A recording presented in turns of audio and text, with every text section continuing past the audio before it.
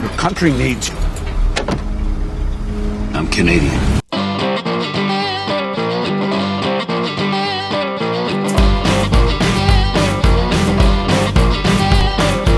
Hey guys, hello gorgeous. Happy Canada Day. My home and native land turns the big 150 today. And I wanted to do a Canadian themed pop culture review today, but I'm having trouble thinking of well-known Canadian pop culture characters.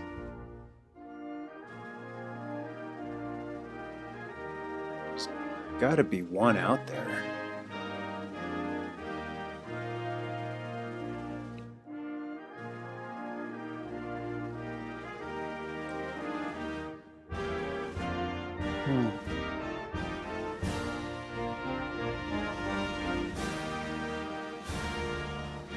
Ah! Keanu Reeves! But all of his most well-known characters are American. Oh. Huh.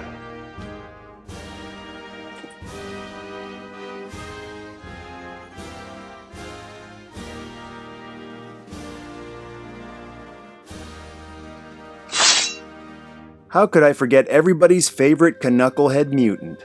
No, I'm not talking about Deadpool, even though he's played by Canadian Ryan Reynolds.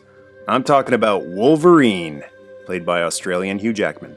Since Canada is turning 150, it seems appropriate to do a review on a character who's about that age as well. Yeah, I know they retconned it later on to say he's originally from Alaska. Well, Wolverine has a message for whoever came up with that idea. This review is on a custom 1/6 scale figure of Wolverine in his Canucklehead outfit from the beginning of the X-Men movie from 2000. It's a custom 1/6 scale figure because can you believe they've never officially made this figure? This is the stupidest thing I've ever heard. I know, right? They've done Wolverine in his movie leather X-Men uniform, a similar outfit from X-Men Origins, but they've never done a 12-inch Logan rocking the flannel and Canadian tuxedo. I'm going to take you step by step through all the pieces that make up this figure, in case you want to make your own custom Canadian Wolverine. What kind of a name is Wolverine? What kind of a name is Rogue? Alright, we'll start off with the boots. I picked these up on eBay. They're part of the Hot Toys MMS243 Captain America and Steve Rogers twin figure set. I'm not sure if they're movie accurate since I've never really gotten a good look at the boots in the movie, but I wanted to go with an earthy tone to match the jacket, instead of the black boots that came with the X-Men Origins Wolverine figure. Really nice weathered paint job on them. The nice thing about Hot Toys boots is that you don't actually have to fit figure feet into them. The boots connect directly to the ankle joint of the figure body, which gives you a lot more posability and stability. Next is the jeans, which came included in a custom X-Men Origins Wolverine costume set, which is a much cheaper alternative than going with the official Hot Toys Origins figure. I'm sure there are quite a few who dropped a lot of money on the Hot Toys Origin figure who were pretty pissed to see an affordable costume set come out a few years later. You lost your money, you keep this up, you lose something else. As far as 1/6 scale jeans go, this is a really nice pair. This is a really nice touch. There's weathering on the knees, as well as some wear and tear lines on the front thighs. Maybe Logan had his claws popped out and was in a rush to take a leak. Another nice little detail, which isn't necessarily movie accurate, but I think adds to the overall look of the figure, is a wallet and chain. Just seems like something Wolverine would wear with this getup. I got this years ago from a 21st century figure set called Beach and Crossroads, a biker and a motorcycle set. It's awesome that these jeans have actual functioning pockets. This one can barely contain Logan's wallet, since he wins so much money doing cage fighting. Also included in the Custom Origins costume set is movie Wolverine's trademark native chief head belt buckle. Very nice sculpting and paint job on this. But if you do get this set, be extremely careful because it's not metal like the real thing, it's extremely fragile plastic. I love the look of this belt buckle with this costume. It makes an already Canadian looking outfit look even more Canadian, while also paying respect to the natives who were here before us. And the belt's really nice too. The zipper sucks, it's a crappy Velcro and it doesn't hold together very well. Fair enough. Another vital accessory for any Wolverine figure is a stogie. Warning, you should only smoke if you have a super mutant healing factor and can't get cancer. I don't need medical attention. It still stinks though. On to the upper body clothing. It actually took me quite a while to find a 6th scale denim jacket I was happy with. A lot of them are far too bulky to fit underneath another jacket. This one is actually from a Ken doll clothing set, and it matches the jeans very nicely. And it has some nice brass buttons. The white undershirt and dog tags were also included in the Origins costume set, and the flannel shirt was another tricky item to find. Again, not necessarily screen accurate, but it's the one I like the most. If you're doing a Canadian outfit, you gotta have red flannel. But the red flannel 6th scale shirts currently on eBay are too bulky to fit under a denim jacket and then a leather jacket. This shirt's also from a Ken doll set and is thin enough to still look good under 2 other jackets. Plus I like that this one has yellow in it as well, which harkens back to Wolverine's yellow comic costume. And the highlight of this set for me is Wolverine's iconic movie leather jacket. It's ironic that this was part of an X-Men Origins Wolverine costume set, because it looks more like the jacket he wore in the first X-Men movie than in Origins. It's supposed to be the same jacket in both movies, even though there are a couple of design differences. And the jacket in the prequel Origins movie is supposed to look a lot newer. But this Origins jacket looks really weathered. I think it looks more like the first X-Men movie leather jacket than it does the Origins one.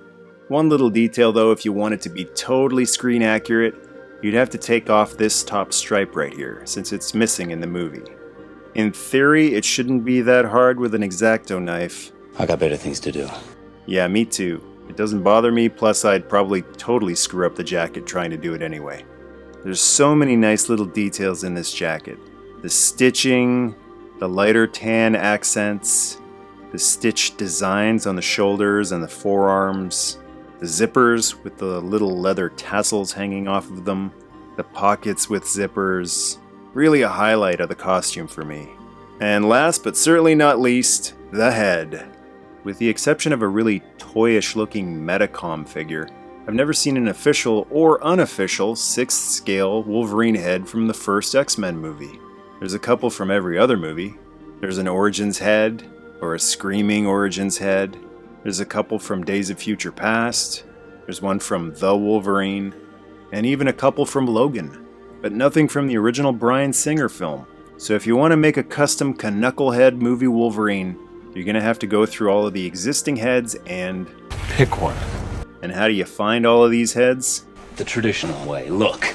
On eBay, that is. Luckily, the unofficial head sculpts have gotten really good over the last few years, for not a lot of money. It's all down to personal preference which head you want to go with. I thought the closest one was the past Wolverine in Days of Future Past. It's got the trademark wingtips in the hair, as well as some bangs hanging in the front. He has a lot more bangs hanging down in the movie, which I guess wouldn't be too hard to customize, but I got better things to do.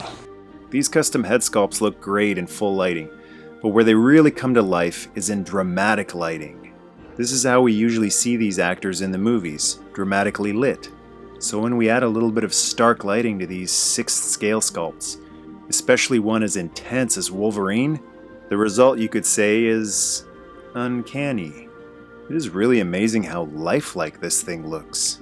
The detail in the sculpt and the quality of the paint job takes it from looking like a toy to looking like a posable sculpture. And finally, the claws. Metal is an alloy called adamantium, supposedly indestructible. When they come out, does it hurt? Every time. These claws are from the Hot Toys The Wolverine set. The fist has some nice hair shading on it, and the claws are spectacular. Nice, shiny, and sharp chrome. There are cheaper alternatives that look almost as nice on eBay though. Just search for 1/6 scale Wolverine claws. Well, I guess that's it, since I don't really like to mess around too much with my 6th scale figures. Once I get a pose I like, I tend not to change it. Come on. You afraid you might like it? I guess I could try a few different poses. Here he is when he's being lifted in the air by Magneto. What's a Magneto?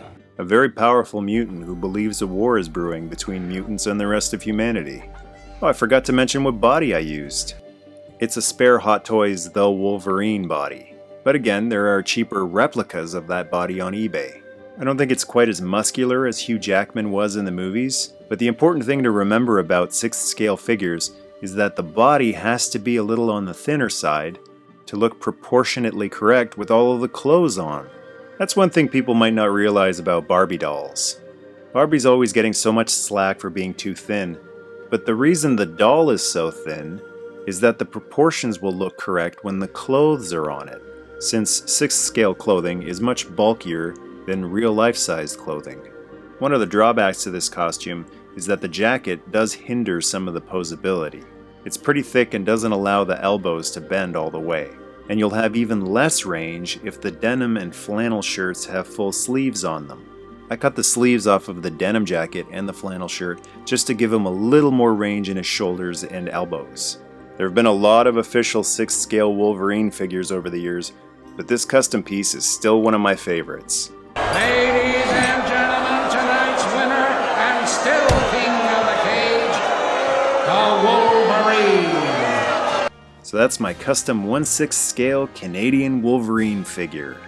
See, Canada isn't just all about snow and free healthcare. We've got badasses too. Happy 150th birthday, Canada. You're just as gorgeous as ever.